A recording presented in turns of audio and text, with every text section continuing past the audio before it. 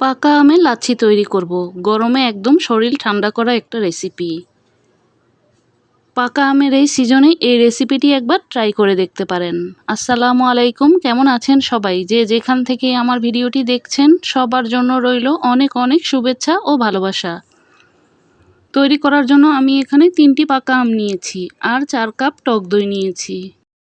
আমগুলোকে ধুয়ে পরিষ্কার করে নিয়েছি। এবার আমগুলোকে কেটে নিচ্ছি।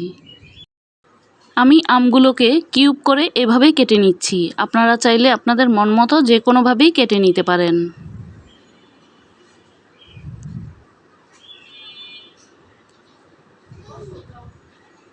সবগুলো আমকে আমি একইভাবে কেটে নিয়েছি।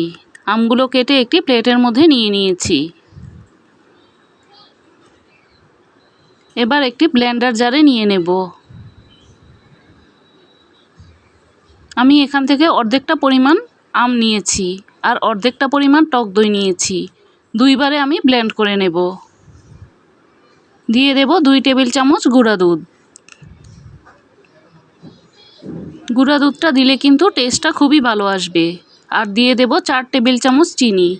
টক দইয়ের কারণে কিন্তু এটা খুবই টক লাগবে, এজন্য চিনির পরিমাণটা একটু বেশি করে দিতে হবে। দিয়ে দেব ম্যাঙ্গো আইসক্রিম। আমি এখানে 2 টেবিল চামচের মতো ম্যাঙ্গো আইসক্রিম দিয়েছি। এবার একসাথে সবগুলো উপকরণ ব্লেন্ড করে নিচ্ছি। ঘনত্বটা দেখতে এই রকম হয়েছে। এবার আমি আরও 4-5টি বরফ কুচি দিয়ে দেব। দিয়ে আরও কিছুক্ষণ ব্লেন্ড করে নিচ্ছি। ব্লেন্ড করে নেওয়া হয়ে গেলে আমি এবার এগুলোকে একটি জগের মধ্যে ঢেলে নিচ্ছি। আমি দুইবারে সবগুলোকেই ব্লেন্ড করে নিয়েছি। এবার পরিবেশনের পালা। এটা কিন্তু ঠান্ডা ঠান্ডা খেতেই ভীষণ ভালো লাগে। গরমের মধ্যে মন প্রাণ ঠান্ডা করার মতো একটি রেসিপি। পাকা আম শেষ হবার আগে একবার ট্রাই করে দেখতে পারেন।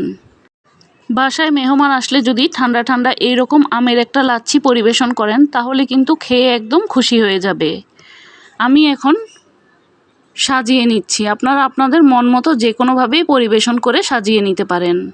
উপরে আমি কিছুটা ম্যাঙ্গো আইসক্রিম দিয়ে দিয়েছি আর বাদাম কুচি দিয়ে দিয়েছি।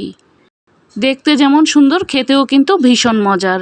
ভালো লেগে থাকলে এই পুরো রেসিপিটি একবার ট্রাই করে দেখতে পারেন। আশা করি ভালো লাগবে। আবারও দেখা হবে নতুন কোনো রেসিপি নিয়ে। সে পর্যন্ত ভালো থাকবেন, সুস্থ থাকবেন। আল্লাহ হাফেজ।